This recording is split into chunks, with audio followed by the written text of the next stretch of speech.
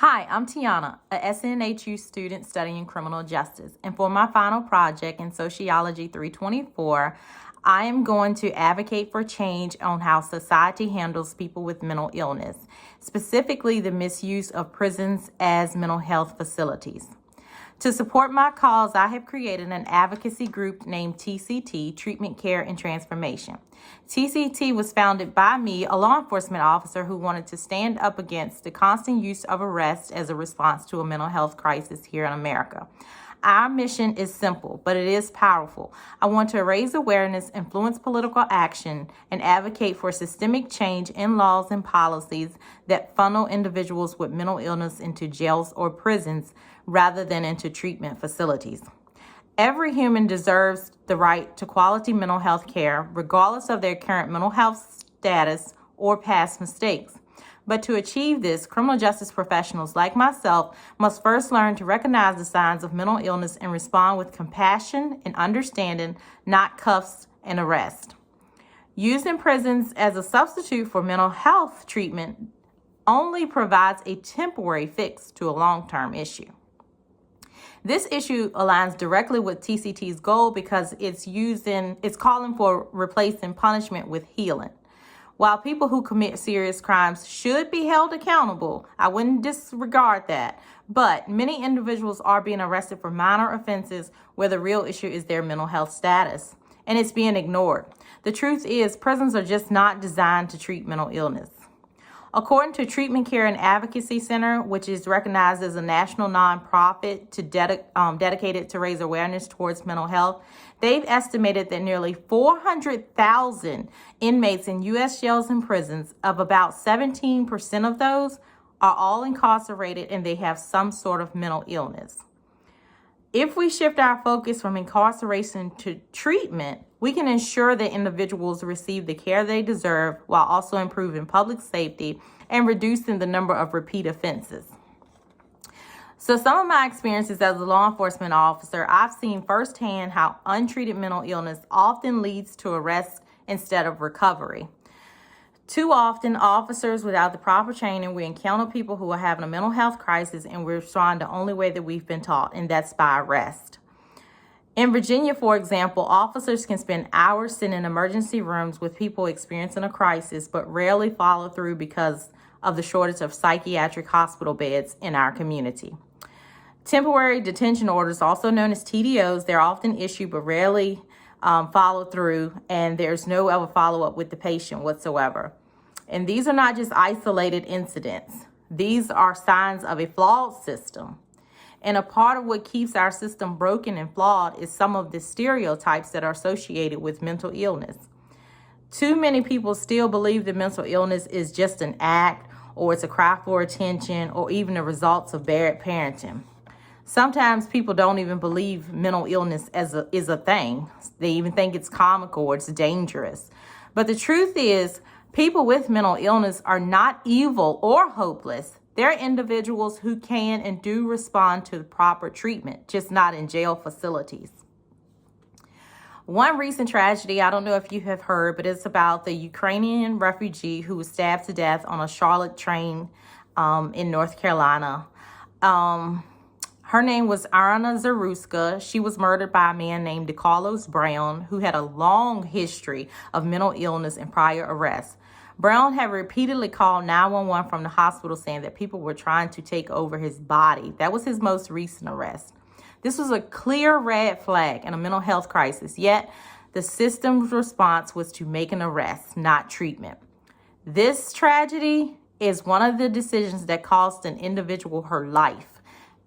Police officers not recognizing signs of the mental illness and just made an arrest to seize him for the day, to stop him from calling 911 for that day. We never checked into how many times he had been seen in a hospital or how many times he had been treated by a mental health facility. The goal for that day was to arrest him, to stop him from calling 911. And now the system has flawed and allowed someone to lose their life because we didn't recognize the signs. Even law enforcement leaders understand that this is a serious problem. In an interview that was done by Hampton Police Chief James Wideman, He stated it best. He said that police officers give their best effort, but there is a gap in the ability to provide the best services simply because law enforcement officers are not mental health professionals. And this is why it's important that law enforcement officers are trained.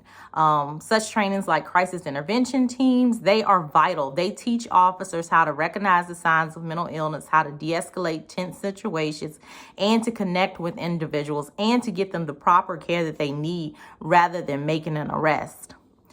Historically, people with mental illness were like locked away in asylums, and today it seems like we've changed the name. We're locking them away in prisons now, but they're still serving as that same function that asylums did years ago. In fact, the U.S. jails and prisons house more people with mental illness than psychiatric facilities. Facilities like Cook County, which is in Chicago, it's a jail, and the Los Angeles County Jail have become some of the nation's largest mental health providers, even though their correction officers are not trained to even deliver clinical care. This brings us to the labeling theory, which is a key concept from sociology that explains why this problem persists. Labeling theory is a theory that tells us that people have become deviant, not because of their actions or their problems, but because of how society has labeled them. And when individuals with mental illness are labeled as offenders rather than a patient, it creates this stigma and it worsens their condition and increases the likelihood of future arrest. And instead of addressing the root cause, we perpetuate the cycle of shame and punishment and neglect, and it repeats itself. And people are constantly labeled over and over as psychotic, crazy, mental. From an ethical standpoint, I think this is deeply troubling. And as noted in the Stanford Law School report, When Did Prisons Become Acceptable as Mental Health Facilities? Major ethical issues arise when prisons double as treatment centers. Prisons were built for punishment and control, not for therapy and healing. Issues like autonomy, consent, and justice come into play when people with mental illness are confined in environments that harm them rather than help them. Many are placed in solitary confinement, which solitary confinement itself, you're by yourself for hours and hours throughout the day. This leads to severe anxiety, depression, and even psychosis itself. Part of the blame lies with one of the problems that the U.S. experienced with deinstitutionalization. There was a movement that occurred several years prior to now, which was intended to move mental health patients into the communities rather than to have them in facilities, but it failed to provide the necessary funding. And as a result, thousands of people were left untreated, they were left homeless, and they were eventually criminalized. And the system shifted the burden from the care of hospitals to prisons. Facilities, again, that were never designed to rehabilitate or recover.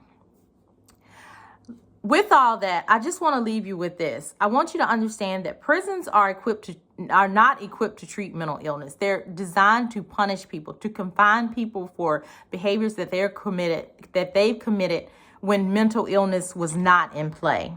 And officers need to be properly trained to recognize the signs of a crisis, and policymakers must take action as well and take responsibility for rebuilding our mental health infrastructure.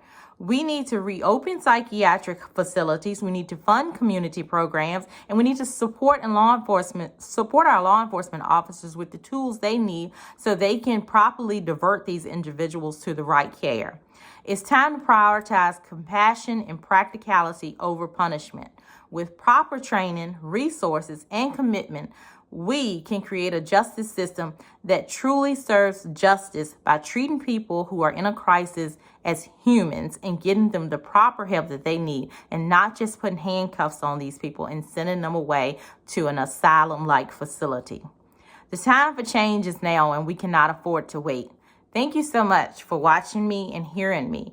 If you want to make a change, reach out to some of your local community leaders and make that change to make this right, to get people our treatment that they need.